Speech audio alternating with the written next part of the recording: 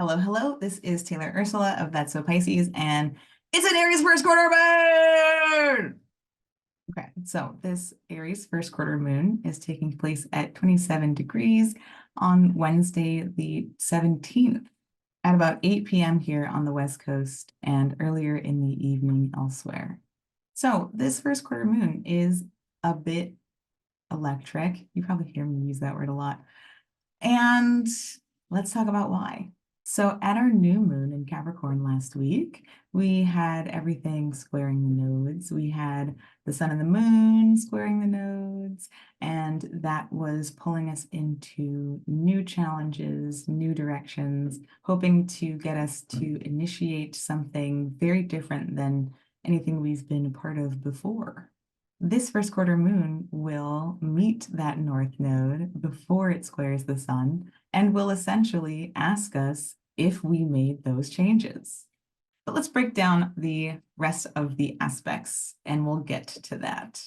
So the moon moves into Aries late that Monday, the 15th, here on the West Coast, and maybe early Tuesday for the rest of y'all. On Tuesday, its first order of business is to square Mercury. This is Mercury still in its retrograde shadow, still clearing those degrees that it passed through seemingly backwards weeks ago. And so we are already kind of really catalyzed to take action on some idea we're having or to expand some idea we're having. We are thinking a lot about what we've been clearing up in that shadow, and maybe we are feeling a sense of urgency to communicate those things or to figure out what's going to happen next. The moon then squares its ruler Mars in Capricorn at 4 degrees. So continuing to ramp up that desire for action, that desire for movement. Something needs to happen. It's Aries time. I've been making up all of this stuff, right, in the Mercury shadow. I've been making sense of things. I'm ready to be done. I'm ready to move on. I'm ready to expand what this means currently and think about what else it can mean. And that square to Mars is like, okay, let's go, let's go, let's go, let's do it. We may be a bit rash on this day. We may be a bit hot-headed, a little bit rushed. We might feel a sense of pressure, and that square to Mars might even sort of amplify that by motivating us to maybe bite off more than we can chew or to get really ego centered around whatever progress we're making. This becomes clear when the moon then meets Chiron. All of these lunations on this axis have been dealing with Chiron. We won't have that. Oh, no. We will, just kidding. All of these lunations have been centered around Chiron. So there's so much about, again, what lingers around who we could have been, what we could have started, situations where we held ourselves back, where we suppressed our instincts. This first quarter moon having squared Mercury and Mars then meets Chiron and maybe is compelled to reflect on why we're feeling so compelled to act at this time, maybe what we're compensating for, maybe what we are taking a chance to initiate now that we didn't have the capacity or the space or the support to do before. Either way, Chiron plays a starring role in this lunation as well as many of the lunations we've been talking about on this axis. On Wednesday, the moon meets the north node in Aries at 19 degrees. So again, this is the moon sort of checking in on that node, seeing if we've made any movement toward it, seeing if we are getting any closer to satisfying the hunger of the north node, right? And so that moon might make us feel extra ravenous for that sense of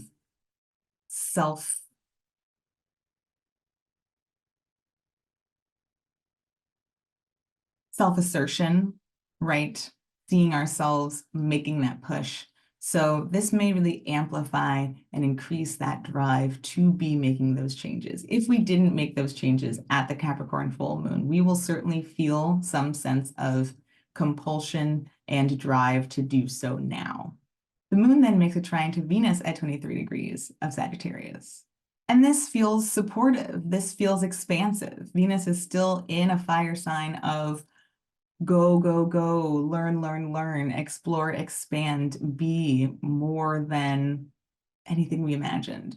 And so Venus is really sort of gassing up the moon at this time. If the moon has decided to make those changes after meeting the North Node, if they weren't made at that Capricorn new moon, then Venus is showing up as the cheerleader here. Venus is urging us forward, is like cheering us on, and is supporting us in pursuing this sense of freedom now. And the moon then squares the sun at 27 degrees of Capricorn. So creating that official sense of pressure, right? This is officially the third quarter. Nope, this is officially the first quarter moon. And so this is where we are seeing that pressure point emerge of, okay, I must take action now. I have to step into what I want to see come to fruition at the full moon. We end this Aries first quarter moon on Thursday as it enters into a square with Pluto at 29 degrees. Now we keep talking about Pluto. Pluto's at 29 degrees. The new moon made a conjunction to Pluto at the end of Capricorn. This first quarter moon making a square to it, also adding a layer of challenge to kind of our psychic awareness of what's going on, whatever sense of power we feel as we make these changes. If that power feels threatened in making these changes, then this moon will reveal that. Essentially, we are getting a sense of where our sense of comfort in the moon is being confronted by our desire for more power, for our desire to transform a situation, for our compulsion to understand what more could happen in Pluto. And that brings us back to that discomfort that I described in the Capricorn new moon. It's an uncomfortable time. Change is uncomfortable. Humans are creatures of habit. We like things to be consistent. We often resist change because we cannot predict what the far-reaching implications of those changes will be. But in order to grow, we must be willing to sacrifice what is comfortable. And we'll see that surface here in this first quarter moon. On Thursday, we also have the third and final sextile between Mercury in Capricorn and its ruler, Saturn, in Pisces at 4 degrees now. If you recall, we first had this sextile on December 2nd at 1 degree while Mercury was entering into its retrograde shadow. And we had this sextile a second time on December 21st at 1 degree while Mercury was then moving backwards in its retrograde. So you can think back to those times, get a sense of what was coming up at that time. We described that as Mercury in Capricorn wanting to commit to or initiate some sort of structure, some sort of responsibility, and Saturn being the ruler while hanging out in Pisces, sort of showing us the big picture goals of what that might contribute to our broader society, our broader culture, our broader world that we are a part of. Now that we're having this third and final pass, we are getting a clearer sense of what is desired here, what is sustainable here, what is needed to begin this process. And so we might be wrapping up that story and finally understanding what that retrograde was trying to bring to our attention regarding those structures and what we want to initiate now. One final note is that Friday is when we have the third and final pass of Mercury in Capricorn making a trine to Jupiter in Taurus. And this is while both planets are finally direct. The first pass of this transit happened on December 7th, while Jupiter was retrograde and both planets were at 5 degrees, and both planets were at 6 degrees. That second pass happened not too long later on the 18th, just 11 days later, while both planets were retrograde.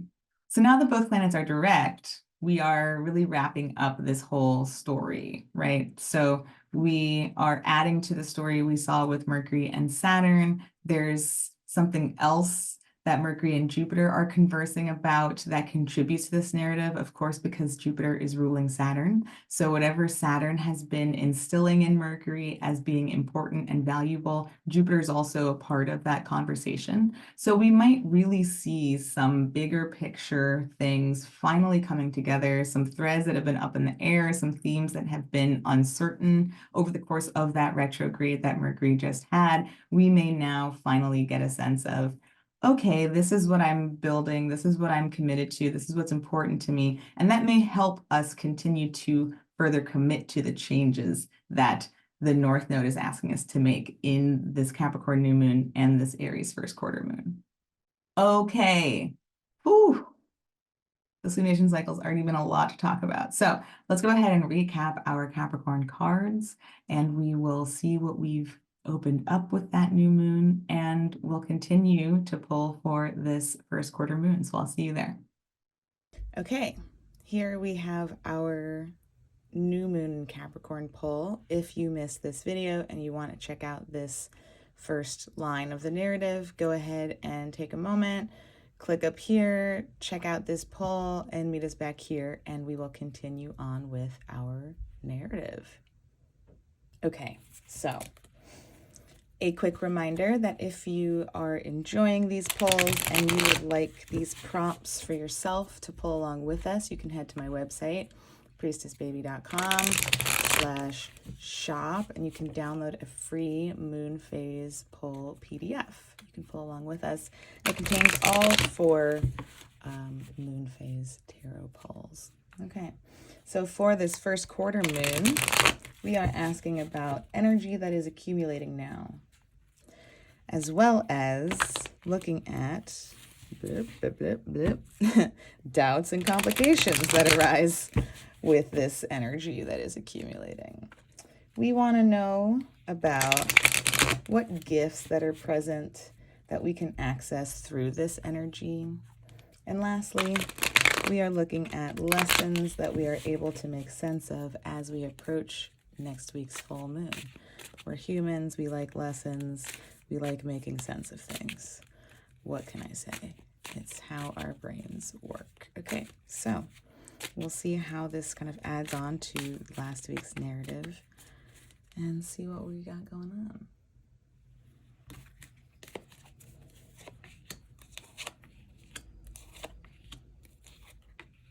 Okay. Energy that is accumulating now. Ace of Pentacles. Cute, cute. It's still cap season. We like seeing new growth. We like seeing tangible growth. So this is great. Okay. So energy that is accumulating now. We have started something new. Remember how I was saying, like, did you make those changes? It seems that for some of us, we are seeing some growth from last week's new moon. We are seeing some new possibilities emerge if we were making those changes. And let's kind of de-Capricorn what we think about progress. Since we're talking about a first quarter moon, we might have like a hyper Capricorn vision of what progress looks like, and that might be something like, I've had the idea and now I expect myself to get to the finish line immediately, and anything that falls short of that is nothing to me. Okay, so we're gonna just take a moment and say, like, even if we've just allowed for new possibilities to emerge in the wake of thinking about the changes that we need to make in our lives, that's progress. Okay, what I said in the transit portion just now was that humans are not really so inclined to change. We are creatures of habit. We really like things to remain the same, because everything that is the same is connected to how we've been surviving up to this point. So if we've been bold and brave and have allowed ourselves to even conceptualize what some new possibilities might look like, I'm going to go ahead and say that's a win. Okay, now let's go ahead and frame this from the perspective of, I've resisted this change. Okay, that's okay. Let's not beat ourselves up. We've talked about how we need to be resourced to make those changes. We need to feel safe to make those changes. Maybe we are not yet safe to implement any changes in our outer world at this time. Maybe we don't have those resources. So maybe we are allowing these possibilities to kind of percolate within us. This could be that we're resistant to the new possibilities, and that's also okay. Again, creatures of habit, creatures of survival. We need to kind of, like, when we feel threatened, when things feel scary, we do kind of hold tight to what we have, right? And maybe we're not able to make space for that. So we're going to honor that perspective as well. And we're going to see what else is happening here. We might see that show up in the doubts and complications, but we do know, this tells me that we know that the change is calling. We know that change is present or wants to be present. And this is us kind of recognizing that there is some sort of energy of newness that is present. And we might just be in various states of like accepting it, embracing it, being ready for it, trusting what kind of new possibilities are manifesting. Last week we saw the Hierophant, and we talked about how we needed to be shifting what we were believing in. This may be part, like a sign of that shift happening. It's okay if nothing, like, let's not think we need to jump to the top of the mountain immediately. Okay, we're going to release that expectation. Change is afoot. Growth is within us, regardless of how we're responding to it. Okay. Doubts and complications that arise with this energy. Okay, I love this. Who do I talk to about this? Who do I connect with emotionally about this? Are my friends going to be mad at me? Will I still be connected to community the way that I have been? Is this going to change the dynamics that I currently experience with my group of friends, right? This is typically a celebration. So maybe we are in a question of like, will anyone want to celebrate the changes that I need to go through personally? How will the people I consider emotional allies respond to this change? What is that? What ripples? Let's think about these rings that are moving outwards. What ripples will these changes set into motion amongst my groups? Okay, so that's a very, I mean, everything is valid, said the Pisces, but this is a very, like, understanding. This is an understandable concern. We're about to enter Aquarius season, which is all about our communities, all about people, all about groups and others. And so we're going to have a Leo full moon next week, right? So there is this big question of like me versus us, me versus them. Do I still fit into the groups of people I consider my friends? Is there space for this new me, basically, right? Is there space for these changes amongst the people I consider close? This is not like crowds of people. This is not like, the 3 is still a small, early entry into the suit. This is closeness. This is people we turn to when we want to celebrate, when we want to mourn, right? So we want to know how these changes will impact these relationships. Gifts that we can access through this energy. Okay, so we have seen the 10 of Pentacles come up, and we've talked a little bit about kind of what that big picture energy looks like, what that big picture vision board is, who we want to share our resources with when we get to connect to that sense of abundance. Who do we want to be there? What do we want that to look like? So gifts here then, gifts that we can access through this accumulating energy. I love this because we have the Ace and the 10. So new possibilities are emerging. Regardless of how I'm responding to them, they are present, they are making themselves known. I might be freaking out about this or having some other response. I might be kind of thinking about this in my inner world. So a gift I can access is perhaps a re-envisioning of what I want this to look like. Something that we get tripped up on is the, like, especially when it comes to change, is this sense of like, okay, I want to change. And when I want that change, I have to know exactly what it's going to look like before I can go into it. That is a really stressful headspace to try to enter into change with, because that will prevent us from making any changes. If we expect ourselves to know what we're shifting into, that's going to be overwhelming, right? So what I'm seeing as a gift here is an invitation to imagine what we want this to look like. Because let's flip that to the other side of the coin and think about how the other struggle about change is that we resist envisioning anything there because we're fearful, because we don't even know what we could want there, right? Maybe we're so set in what we've had that we haven't even been able to give space to what else would I want? What else would this look like? So I'm thinking of this 10 as a gift. And the gift is going to be either way we flip this card, it's an invitation.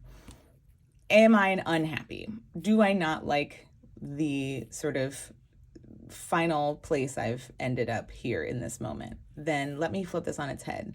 Let me turn this around and think about what I want this to look like. If there are parts of my life that are fulfilling me, let me hold on to those, recognize that I've achieved this state of being. I have accomplished having something, acquiring something, obtaining some status or resource that I really enjoy. So let me then reframe what it would be like to have this resource in a different context, okay? So the gift is imagining what we want here, imagining what another picture could look like, maybe several pictures, right? Thinking about, of all of these ideas that are becoming possible, what if I just entertain all of them or a bunch of them or a number of them and really allow this to inform what I want this next round of 10 of Pentacles to look like. We pulled this 10 of Pentacles as something we were pulling away from some point last year. And that was a really big, like, a lot of you were expressed relief to me about like recognizing that something you thought was permanent was no longer permanent, but finding comfort and joy in going back to the drawing board and thinking about what this would look like. And so this may be connected to something from last year that we have also reframed, that we're now maybe actually allowed to create space to imagine in full. Lessons that I'm able to make sense of as we approach the full moon. So many pentacles. We're really ending Capricorn season on a grounded, earthy note. Okay, lessons I can make sense of when I'm here in the state of newness and I'm expecting myself to have the full blueprint plan, like here, and then I get stuck there because I'm at the beginning and I'm expecting myself to see the end. What can I focus on? My day-to-day. What can I focus on? What I need to do in this immediate moment. What are my tangible needs? Okay, let's think about this. Let's think about, we've started the new year. A bunch of us are thinking about, are assessing, are revising what our day-to-day world wants to look like. This can be a beautiful way to start to shift out of this. Okay, whatever our relationship is to the new ideas that are coming up for us, the new possibilities that are emerging, whatever relationship we're carrying with those right now, we can anchor that and make sense out of what change will look like unfolding before us by making some of those tangible day-to-day changes now. I want to grow differently out here. What do I need to address down here? How can I start nourishing these roots so that I start growing, as I start growing toward this new picture, I trust what I've invested in myself and in my rootedness in order to also then trust that sense of expansion, okay? Change is scary. Change affects our day-to-day. We don't like our day-to-day changing. So let's focus on that then. Let's focus on the day-to-day so that the bigger changes feel less daunting, so that the opportunities have a chance to kind of take some baby steps in our day-to-day world to see what it would feel like, to see how we could build some of these new ideas into our current state of being, right? I love seeing the beginning of the pentacles, the end of the pentacles, and then like the second step, okay? Real Cap vibes. I'm here, I'm alive, I want. This is what could be if I think about it long term. Okay, I have no idea how to get there, so I'm gonna just start taking some baby steps. I love this so much. Also, as a Cap rising, like this feels really critical to conquering some of those bigger visions, is getting an understanding of what can I do today? What can I do today? What can I do right now? What can I do for 10 minutes, right? This new idea sees me doing something hugely different, and that's crazy. So what if I just try it for 5 minutes and then put it down and then just know that I did it and did that for today, for myself. I took a small piece from this bigger picture and I broke it down. Okay, I love this. I hope that this is feeling as I think, I don't know, the word prosperous popped into my head. So I hope this is feeling as prosperous for you as it is for me pulling it. This gives me a lot of hope in terms of how we can start to tackle what's being asked of us and what's calling out from within us.